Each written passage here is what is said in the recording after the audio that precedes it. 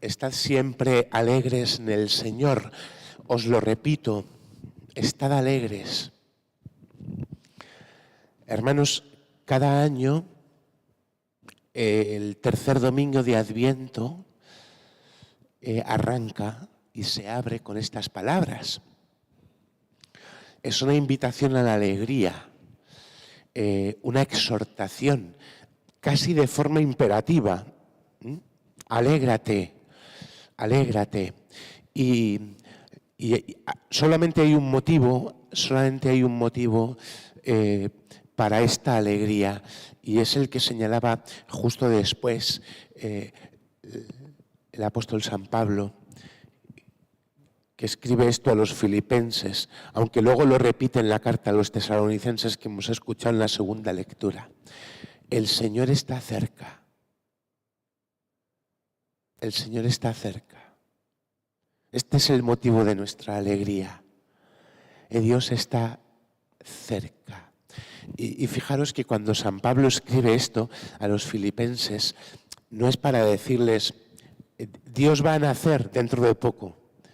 No, Dios ya se hizo hombre.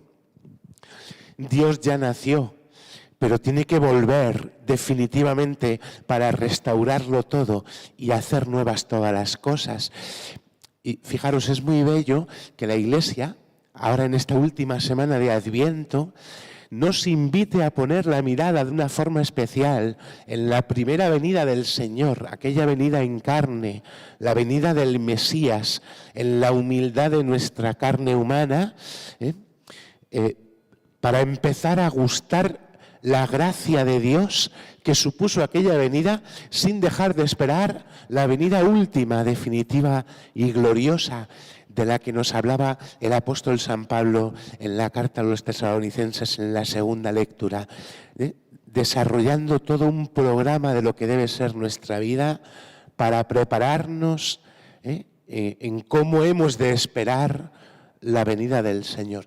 Porque San Pablo, al final de la lectura a los tesalonicenses que hemos escuchado hoy, nos decía que todo vuestro espíritu, alma y cuerpo sea hallado, custodiado, sin reproche, hasta la venida, la parusía de nuestro Señor Jesucristo. Bien, fijaos qué bonito. Que cuando el Señor venga, al final de los tiempos, que el Señor no encuentre en mi alma, en mi espíritu, en mi cuerpo, no encuentre ningún reproche. Ningún reproche. Nada que reprochar. El reproche surge por la queja, que siembra amargura en el alma. Nos quejamos, entonces empezamos a reprochar muchas cosas.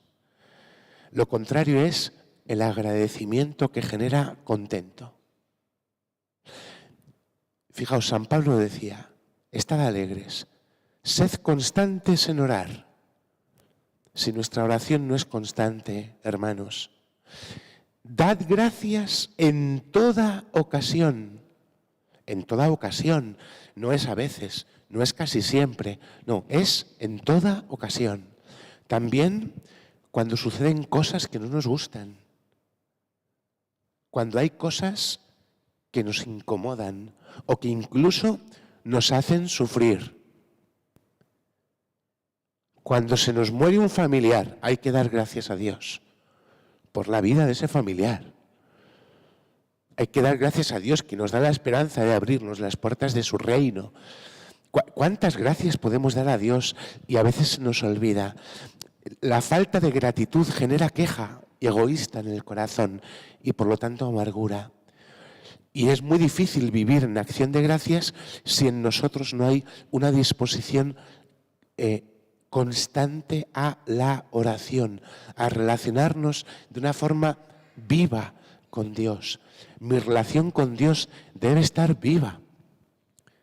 Hermanos, Dios no es un muñeco al que tú le pides de vez en cuando te van mal las cosas.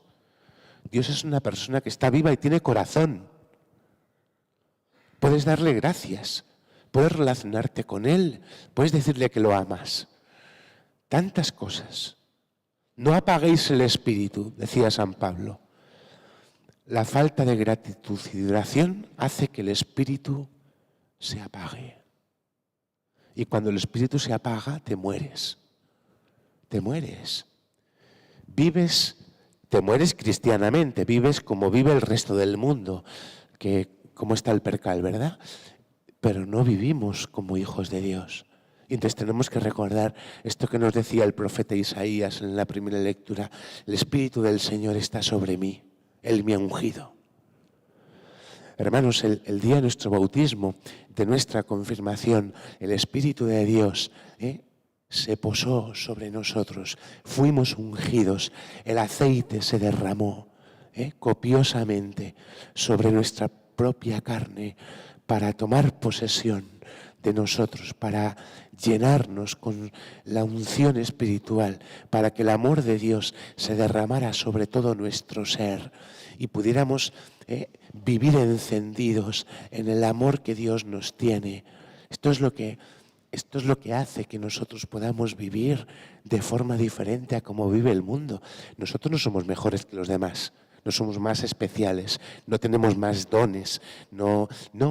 Lo único que tenemos es que Dios nos ha sellado con su Espíritu Santo. Dios nos ha derramado sobre nosotros la gracia de su amor, por pura gracia, sin ningún mérito de nuestra parte. ¿Cómo no voy a vivir en una oración constante, en una profunda acción de gracias, sin dejar que el Espíritu de Dios se apague? Examinando todo lo que sucede en mi vida, quedándome con lo bueno, como decía el apóstol, precisamente para que cuando llegue la venida del Señor no encuentre reproche alguno en mí, sino que nos encuentre, como dice el prefacio, uno de los prefacios de Adviento que empezamos a rezar hoy, nos encuentre velando en oración, cantando su alabanza. Contentos porque Dios es grande, como hemos dicho en el Salmo. Proclama mi alma la grandeza del Señor. Se alegra mi espíritu en Dios mi Salvador. Contentos, hermanos, por poder servir a Dios, por poder amar a Dios, por poder vivir en la voluntad de Dios, por tener por Padre a Dios, por poder abandonarnos en las manos de Dios. Juan Bautista decía: detrás de mí viene uno más grande que yo, no soy digno ni de desatarle la correa de las sandalias. Hasta por esto nos podemos alegrar. Dios es tan grande que ni siquiera soy digno de desatarle la correa de las sandalias. Y fijaos, nos podría pasar, no estamos libres ninguno de vivir en la tentación de pensar que es Dios el que tiene que desatarme la sandalia a mí. Que en el fondo Dios tiene que estar a lo que yo quiera. Cuando rezamos el Padre Nuestro, hermanos, y le pedimos a Dios: hágase tu voluntad, lo pides de verdad, lo pides de corazón. Porque corremos el peligro a veces de hacer un juicio a Dios de lo que Dios hace, dice, permite. Y a veces podemos pretender que Dios sucumba a mis planes, a mis expectativas, a mis proyectos, a lo que yo quiero, como yo lo quiero, cuando yo lo quiero. Y pataleo, como si fuera un niño pequeño cuando Dios no me da las cosas como yo las quiero en el momento en el que yo las quiero. Como si Dios tuviese que estar aquí pendiente de cómo yo decido que tienen que ser las cosas, porque en el fondo yo sé más que Dios, ¿verdad? Yo sé cómo tienen que ser las cosas. No hemos entendido la gracia tan grande que hay en abandonarnos en los brazos de Dios con inmensa gratitud. Solamente esto despierta la alegría más grande, que es la que nos conduce a la felicidad del cielo. Porque, hermanos, hoy que es el domingo de la alegría, estamos hechos para esto. Estamos hechos para vivir una profunda alegría. Fijaos que tantas veces vamos buscando una alegría detrás de otra, como si no pudiéramos vivir sin ella, ¿verdad? Porque no estamos hechos para otra cosa. El mundo en el que vivimos nos ha engañado pensando que para estar alegres hace falta tener todos tus deseos satisfechos.